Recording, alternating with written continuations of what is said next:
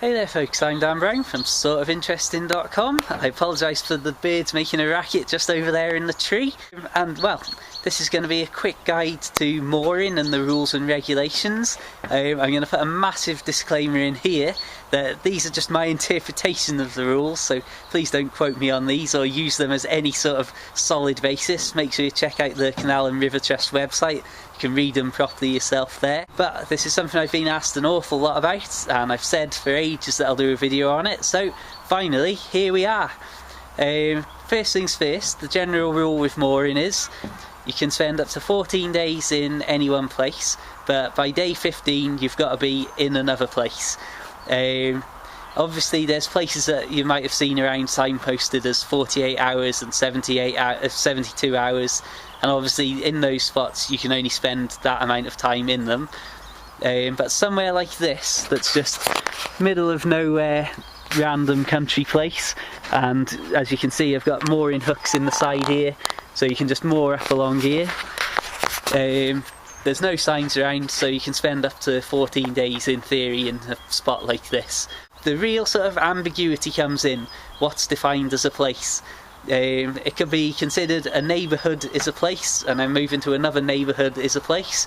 Somewhere like this, like a sort of a rural area between neighbourhoods or villages, could be considered a place. And obviously then being in another place by day 15, you've got to think, right, so if this is a place, is around the corner another place because it's a slightly different locality? I mean, that's the real ambiguous thing. I mean, personally, I always try and only spend a week in any one spot and then move along so that I can spend another week in another spot and then the next week move along again. So that way I'm having at least two good sections of movement in any 14 days, which for me hopefully covers that I'm no longer in a neighbourhood or a place. Something that I'm asked a lot is, how far do you have to move? And that's what this ambiguous rule doesn't really define. I mean, personally, I like to move a couple of miles, just so that you know, yeah, that's definitely not the same place. And it's like, you might go from, say, where I am now at Chirk to down to St Martin's, because those are two clearly different places. And like I say, I try and only spend a week in one spot, so I'm having that constant movement and constantly in the 14 days moving twice.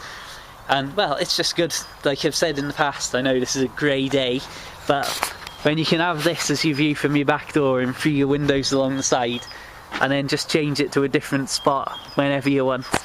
I mean, really, who doesn't want to keep moving and keep seeing what you can open the curtains to in the morning?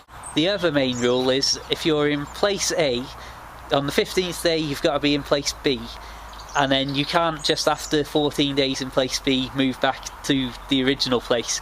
You've got to move to the third place C before you could move back to place A.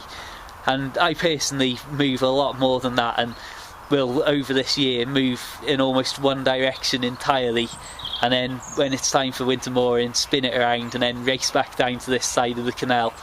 And that's how I like to just keep having a straight line of movement, and then maybe double back and put in a lot of movement in 1 week to get myself back to like a nice little stretch for a summer holiday, for example. Those are the basic principles of move from place A to place B to place C, and not be in any one of them for more than 14 days. Apart from winter mooring, as you may have seen my other videos, I spent 3 months on a winter mooring not too far away from here, where I was obviously paying about £64.48 a month and being able to stop in that one spot for as many months as I wanted from November through to March. So that was rather nice and a pleasant change of pace. Anyway, let's enjoy some of this bleak weather scenery for a bit. Yeah, so that's the general rules as they are, and like I say, because it's all open to interpretation and that, there's talk of them changing it to try and clamp down on people who abuse the system. And one of the suggestions that I've heard that I think personally, well in my opinion at least, would be a bad idea is having a minimum distance that you have to travel and a shorter maximum time that you can spend in one place.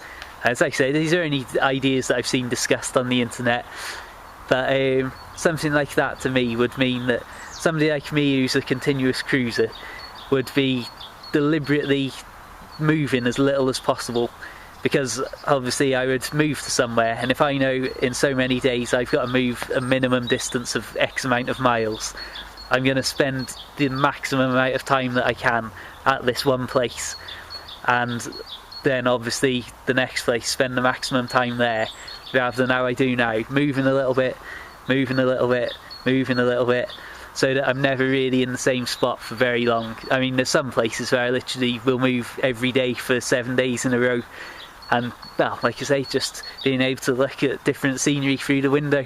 Whereas if somebody said, right, if you move to this spot, you're going to have to move this many miles by this day, and you're not going to be like back here, that obviously has a big impact on that sort of travel that you could do. Yeah, so anyway, if you've got any questions, and I don't know if that's made any sense or not, and like I say, I'll put a link in the description to the proper rules on the Canal and River Trust website so that you can see them properly and don't take this as the absolute gospel and set your life by it. But yeah, leave any questions or any comments in the comment section below, and I'll get back to you, as I always try my best to do. But until the next time, as always, I've been Dan Brown. Make sure you subscribe to the YouTube channel, make sure you like the Facebook page, and well, I'll see you around soon. Farewell.